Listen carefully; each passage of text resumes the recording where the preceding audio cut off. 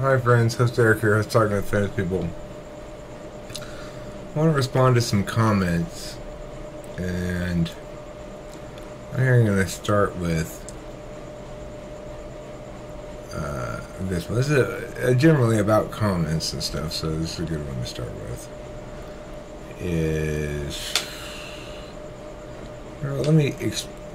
Hopefully you can see here how difficult it can be to find our given comment, and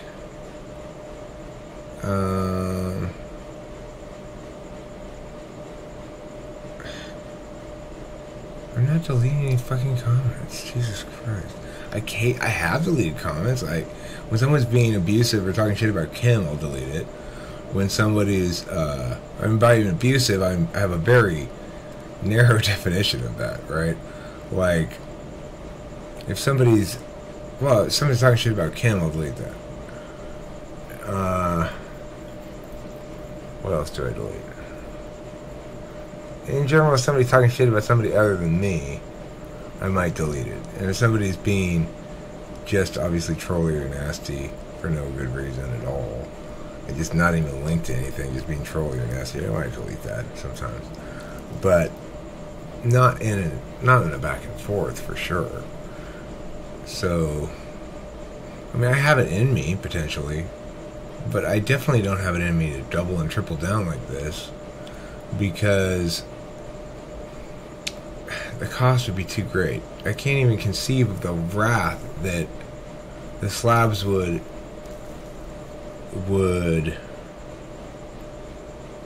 wreak upon me to be this committed to selling a lie. Because, I mean, I'm a means-based person. I believe in a means-based execution of moral agency. I'm not perfect in it, but I don't thumb my nose at it for sure, and this would qualify as that. So,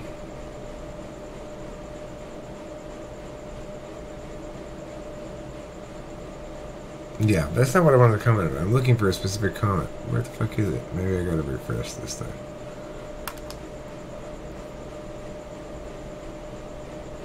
It's interesting to think about that. It's like it troubles me to think of myself doing that and what it would incur.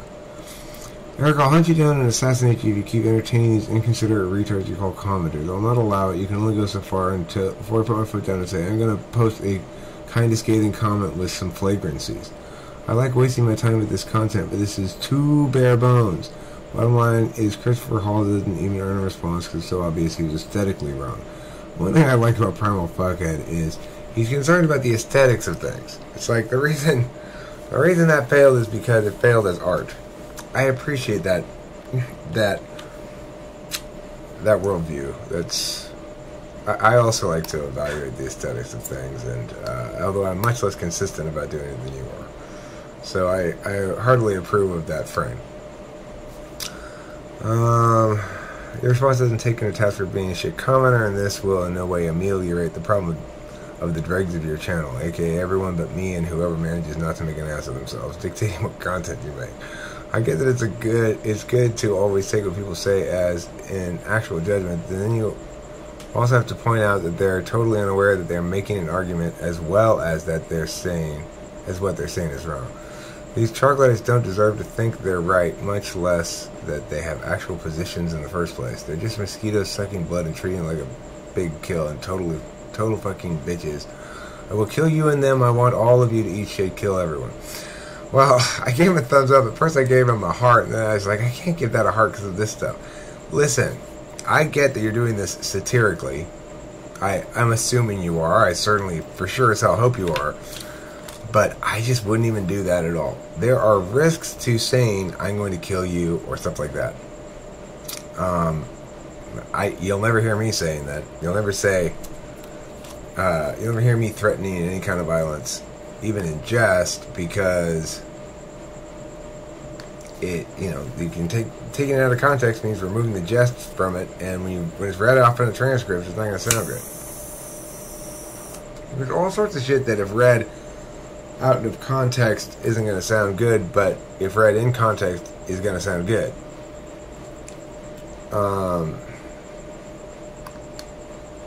This is really not going to sound good in any context. I will kill you and them. I want all of you to eat shit. Kill everyone. I want all of you to eat shit is fine. But kill everyone and I will kill you and them. Those are not things that you should say. I mean, there are certain contexts in which, obviously, when you're making art and a character is doing this, then it's acceptable. I mean, I'm not saying it's unacceptable morally, because I understand that you're satirizing something. But I'm saying that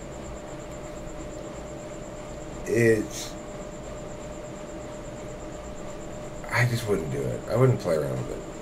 I wouldn't play around with joking about killing yourself either. I made the mistake of doing that once not that long ago and got the cops called on me, so I didn't even joke about it. I just said, if there ever comes a day when I'm afraid to have a conversation with you, I'll have to go home and kill myself. Now, that got the cops called on me because the guy was really mad at me, but that backfired on him. So anyway, that's what I wanted. Most thing I want to say about this company is don't say that shit. Don't say it unless it's clearly a work of fiction that you can easily enough say this is a character that's saying it, not me. Alright, so the main thing I wanted to say there. As far as there's another thing I want to comment on about there, though, which is I do have a tendency to, because I am very egalitarian, to afford everybody legitimacy and treat them as real foes. There are plenty of people who have told me before that such stuff is beneath me, or that to the extent that I give it the serious attention it doesn't deserve, I only validate it in some sense. Well, because the reason in this instance is Christopher Hall didn't start off a complete disaster, right? It started off as a serious conversation. He was... whatever, it doesn't matter. Let's talk about some other comments. I should read off Homegirl's, Evelyn's alternate theory of explanation evolution she proposed, which makes pretty good sense, really. But I don't know if I'm going to be able to find it. She also gave maybe the best response to the Jordan Peterson video, or I don't know, I haven't read them all, but he did make the case for enforcement monogamy, but his definition of enforcement was social opinion, like society looking down on polygamy or other non-monogamous practices. He was bad at making that clear.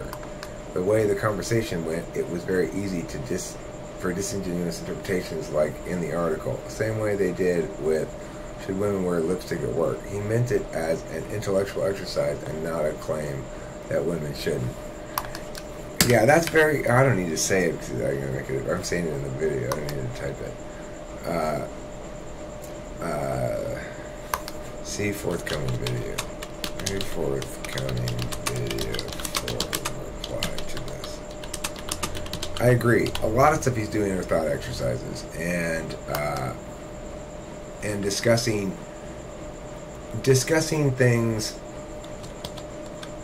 in the frame of speaking in the voice of the parties who engaged in that frame. So, he'll change tenses a lot. Like, he'll be talking about how historically societies with whatever percentage of men have had whatever kind of problems. And then he'll switch tenses. So there you are, standing there, wondering blah, blah, blah, blah, and what are you going to do? And so that contributes to that as well. Let's see. What other things do I want to respond to? This deserves its own video. How did SI types get the bad rap for being dogmatic again? NI is twice as worse with their oneness and singular perspective bullshit. Different kinds of dogmatism, I think it's fair to say. I'm an ENFP, and my ISTJ brother always fascinates me with how contemporary accepting and open-minded he is to new perspectives. I usually only have to talk with him once to get him to reshape the mental concrete he has in his mind. It'll take him a bit to fully process for himself, but the important thing is he's open in the first place to change and alteration. SI hella underrated. The whole point of SI is continuous growing over time, constantly reconfiguring and building up that pillar of experience and wisdom. Meanwhile, Jordan Peterson is out here preaching rigid traditional roles for women, and somehow he's a genius. Lol. Well, yeah, I think that's a little reductive about Peterson. I don't think he's... I think, but it's absolutely correct that the universalist understanding of dogma is one that's owned by the NI types. But SI has its own dogma. SI has a dogma of backwards looking. So it's like Kimberly has difficulty discussing the future or the present even without referencing the past. And in a relationship, that can be a challenge, right? Because you don't want to constantly be bringing up past hurts or injuries or whatever from the other party, because that just sort of frames everything negatively. But it's difficult for an SI Dom to not afford negative memories more power than positive memories, naturally. It's more important to remember that when you eat that kind of plant, you get sick. This would be like a Jordan Peterson style explanation of things. Evolutionarily, right? It's more important to remember that you got sick from eating that plant than it is to remember that you didn't get sick from eating that plant. So it's easy to see how the SI Dom has a bias towards negativity built in to their nature. Whereas an SI in the second slot is very different, because it's a tool function. They don't value it in and of itself. It's not implicit to them at all. It's an instrumental value. So they afford it a lot less of the...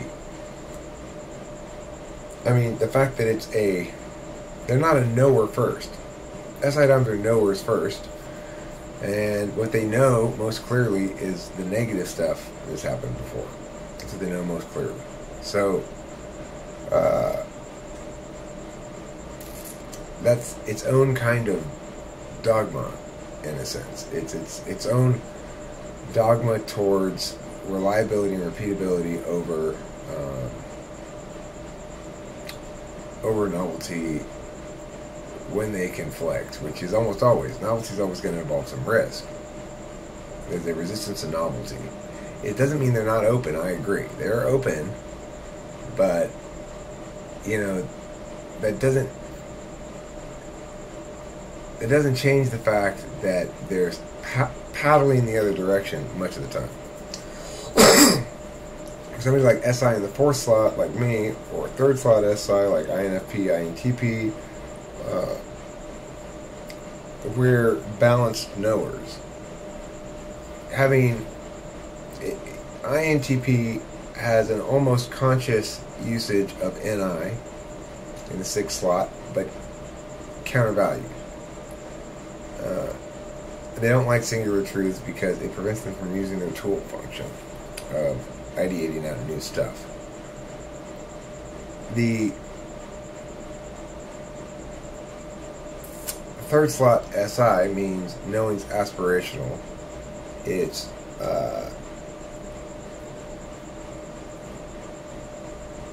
I don't know what it's... I can't experience what it's like to be a judger. That is to say, to have perceiving functions as tool and tertiary. And one runs into a challenge describing perceiving functions as tool and tertiary.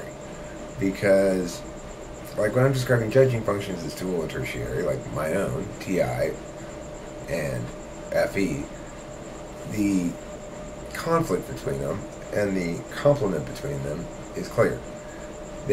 I can achieve under both. I can achieve under one at the expense of the other. Or I can achieve under one without impacting the other. So, I'm not sure if that's the case with any SI or not. It would seem to me that any SI are more inherently exclusive.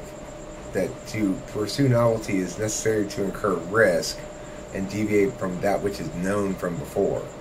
So they seem to have a different kind of relationship with perceiving functions than do the judging functions. And I have difficulty sometimes explaining how they act together. I mean, I know how they act together in me when they act together, which is to say, SI produces the memory, NI associates off of it. I think that SI in the third slot, though, it functions much more as a overarching goal of creating a singular life narrative comprised of those various things that the person was saying about the pillars of experience and whatever. But also, like for INTP and INFP both, they want not just, they want it to be a single, they want it to be an NI attaining whole. And in some sense, maybe that's our sixth slot function, what it does as well. That we'd like, as an extra bonus, please, if possible, to be, for me, efficacious as well, to actually have an impact, to have meaningful, measurable impacts and effects on people is of value to me. When people tell me they think talking to people is important to them, that it helps them in some regard, or makes them feel better, or whatever, it makes me emotional, probably because it shows it's TE. It's like, I get emotional for FE reasons. Seeing somebody else get efficacy means seeing somebody else connecting what I'm doing to their authentic selves. And from an FE perspective, that's validating, and it makes me super emotional and not know what to do with it, really.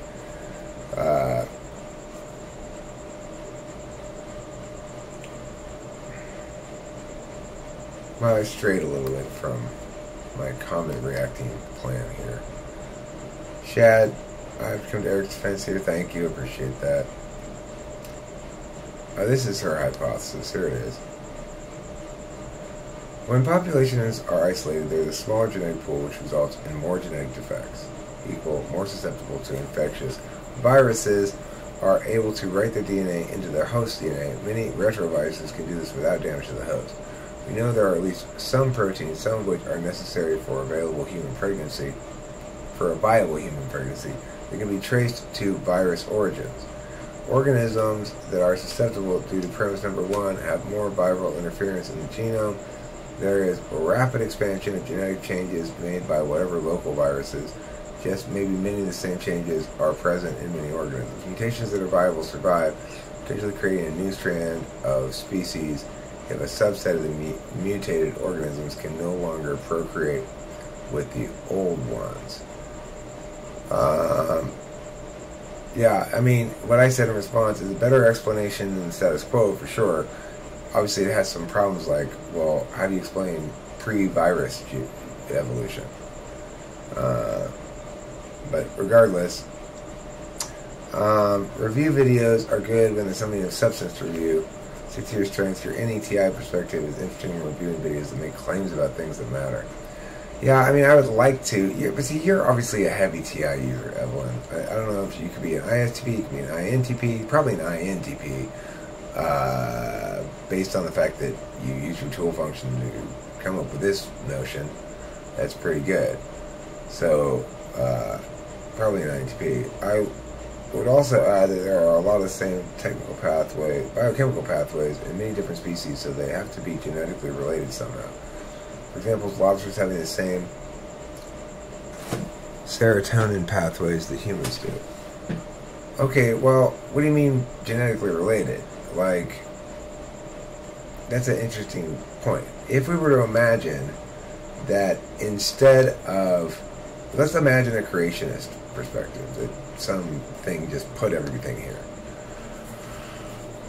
Well, in that instance, you'd imagine that the individual species were built out of the same set of genetic tools and the same sort of genetic possibilities, that there's a finite number of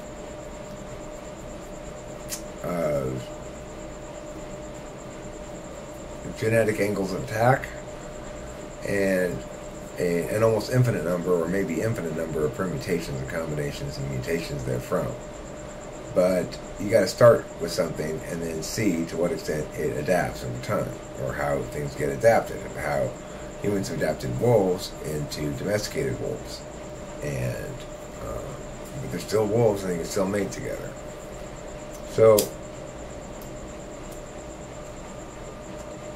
at least the virus explanation explains evolution itself like an infection, right, that a species overcomes. Which, I like that notion, because that sort of explains the stasis thing. Now, I've heard the objection, I believe it was from Mia, that there's an ongoing tally, that there's a... I don't get that somehow there's... the process is still occurring even if the change is invisible. It's accumulating genetic wealth over time. Except that's not true, because if it were, then we'd see increased genetic diversity with proportional population size, which we don't. So well, let's point out that if a taxi driver waits outside of some places, you run in and get something, and it keeps the meter running. The meter's still running, but the taxi's not going anywhere. And that waiting and driving are different things. And that just because the meter's still running doesn't mean the taxi's still driving.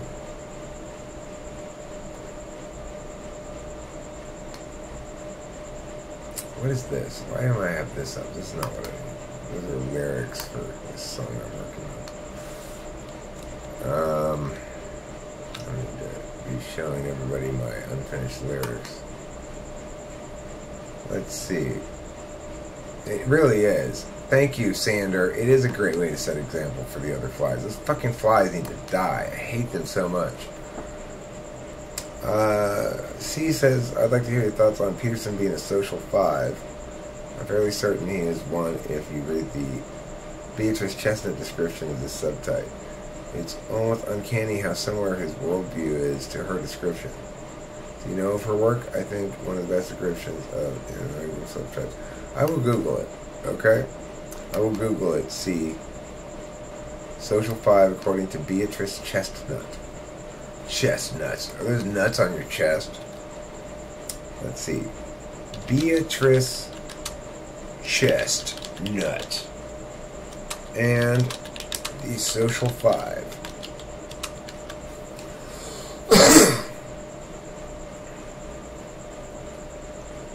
Love your name, Beatrice Chestnut.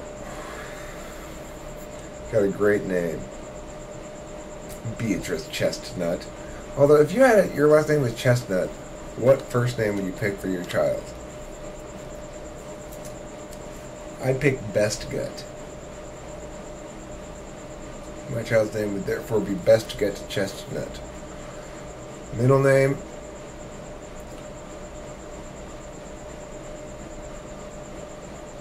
Best Gut Left Shut Chestnut. It's a good name. Anybody would be happy to have that name. Everybody would be happy to have the name. Why aren't you going to where I linked? I pushed. Go there. And fuck you. You're taking too long. Fuck you. You're taking too long. Why will you not take a lot shorter?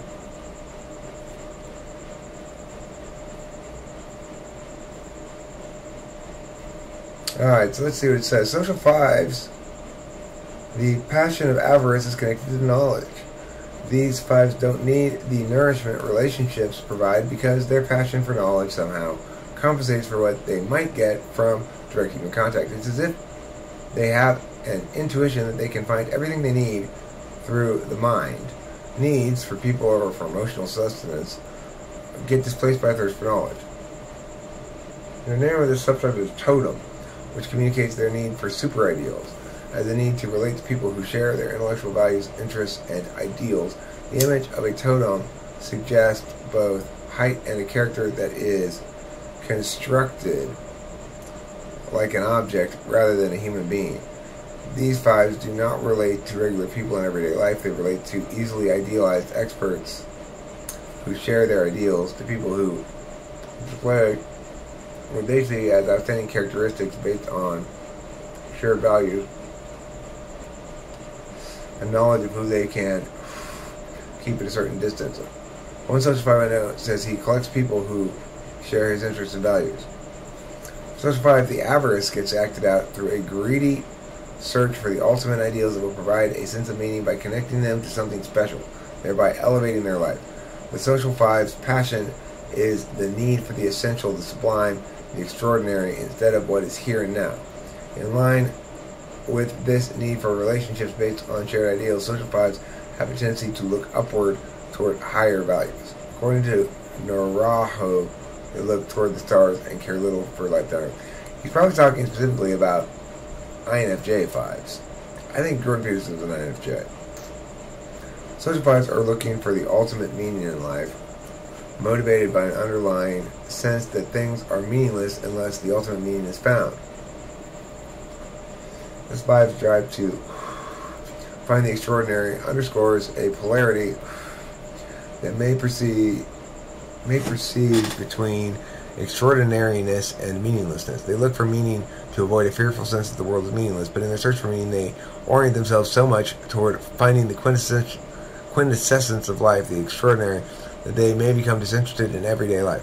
They see a gap between the ideal and everyday life, and they burn in the longing for the ultimate meaning. For this five, motivated by the social instinct in the service of avarice, the common, ordinary self does not have enough value to satisfy the drive for meaning. That's exactly what I was saying about Jordan Peterson, frankly. That's the common, ordinary self, or the particularist self. The self that wants to go to bed now and take a bath and stuff. I think that the best way to say this is if you have a type 5, if you have a type 5-3-1, or some combination of those, and an INFJ who's towards the far right end of the bell curve of intelligence amongst INFJs, you get Jordan Peterson. Doesn't he seem like a 5-3-1? Or maybe a 3-5-1? Either way, I mean, I could see any of those three numbers in the mix. INFJ 3-5-1. Jordan Peterson. That makes sense to me. It makes sense. I mean, it's possible, I suppose, he could be an ENTJ. That's the other thing I think is possible. I don't think he's an INTJ. So, I think he's an NI Dom too, which leaves INFJ. Anyway, I guess that's it for this video. I've been going on for a while now. Thank you for sharing that link with me, whoever your name was. Let's see. Who was that? Poop Face? See upcoming video for reply.